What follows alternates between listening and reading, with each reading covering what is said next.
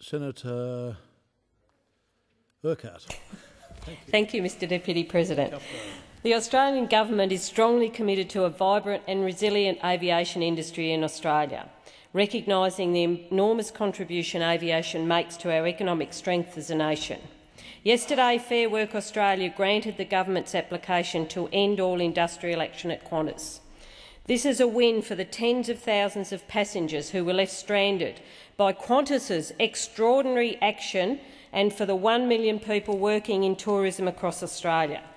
Qantas employs more than 35,000 people, with 90% of those jobs based in Australia. Further, 90% of Qantas's heavy maintenance operations are also carried out in Australia.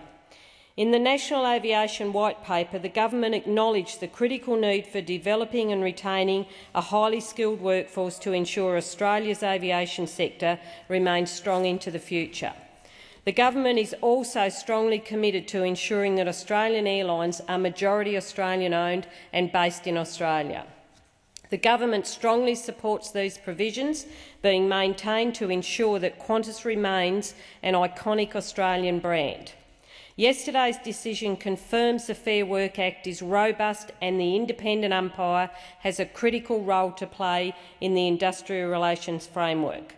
As a result of the government's swift action, up until midnight yesterday there had been 137 domestic flights and 33 international flights.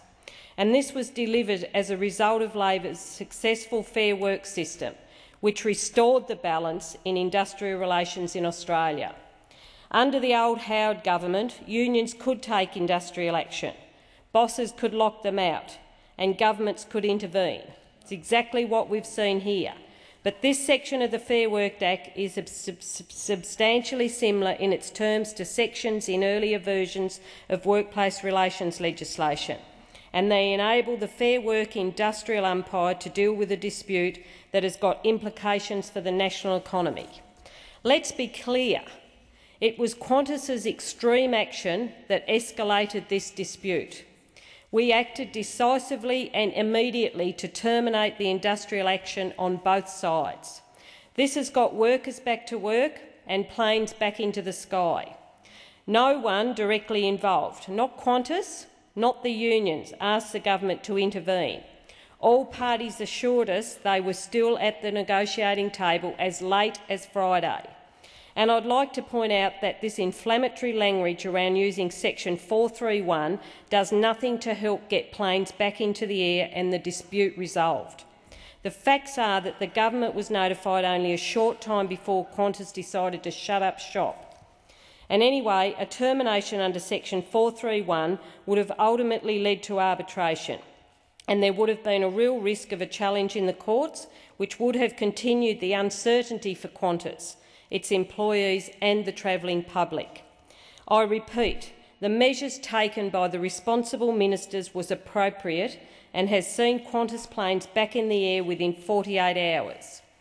I have seen reports today that legal experts said the Gillard government made the right call, as making a declaration under section 431 would have left open a risk to a challenge in the courts from the parties. This would have further delayed a resolution of this matter and continued the uncertainty for Qantas, its employees and the travelling public.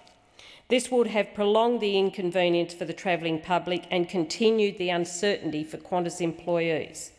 What the government sought to do is to use the surest way to have the issue resolved by bringing the hearing before the independent umpire, to get all the evidence before an expert full bench who will determine the case. Getting all the parties in Fair Work Australia is the best way to get a resolution to this dispute and give certainty to the Australian public. It is extraordinary that Qantas made the unilateral decision that they did. The fact is that at no stage did they, as Mr Joyce has confirmed, raise with any government minister their intention to lock out their workforce and therefore lock out their customers and ground the airline. This was an extraordinary decision.